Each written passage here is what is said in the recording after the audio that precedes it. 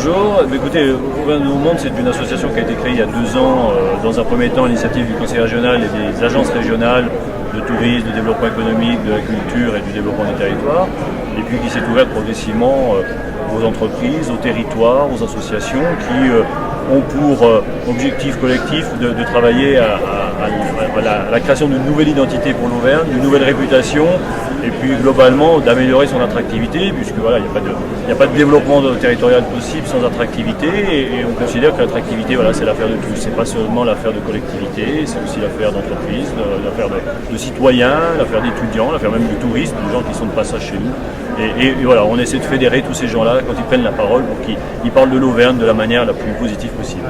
Alors, l'ensemble de ces acteurs que vous avez cités, est-ce qu'il y a des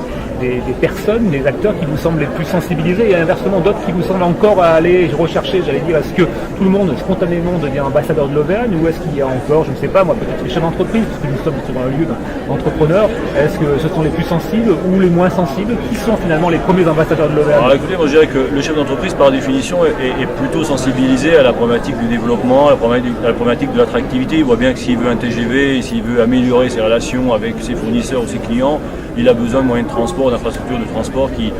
vont le rapprocher de ses clients. Donc il est peut-être un peu plus sensibilisé que le citoyen qui reste quand même assez prudent, assez timide, assez discret sur ce qu'est l'Auvergne et même des fois assez négatif. Il y a qu'à voir ce qui s'est passé il n'y a pas très longtemps au regard de la défaite de l'ASM où tout d'un coup il y a une espèce de déchaînement sur les réseaux sociaux en disant ouais mais l'ASM c'est comme l'Auvergne, c'est une région de losers. Bon, moi si l'Auvergne était vice-championne d'Europe dans tout ce qu'elle fait, moi je signerais tout de suite. En tout cas pour Nouveau Monde, je signerais tout de suite. Alors dernière question, ça nous ramène justement aux atouts de l'Auvergne. Si vous, avec votre regard d'homme, de citoyen auvergnat, si vous deviez citer un ou deux atouts de l'Auvergne qui vous semblent comme incontournables, comme majeurs, qu'il faudrait crier haut et fort, lesquels je pense que ce qui nous permet de nous différencier le plus positivement par rapport aux autres régions, c'est la qualité de vie. Elle est reconnue à la fois dans des sondages de journalistes, mais elle est aussi reconnue dans des sondages qui sont faits directement auprès des citoyens, en l'occurrence des Auvergnats, qui ont répondu lors d'un dernier sondage qu'ils étaient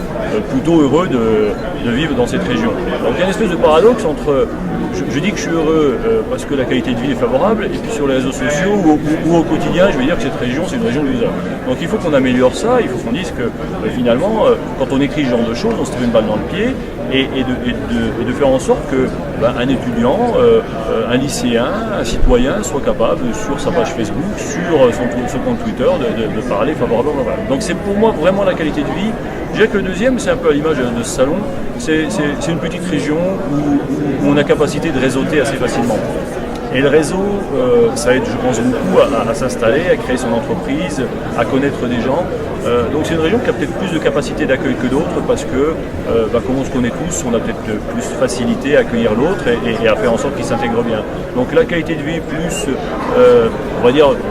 cette espèce de solidarité citoyenne sont à mon avis voilà, les deux atouts à mettre en avant pour notre région.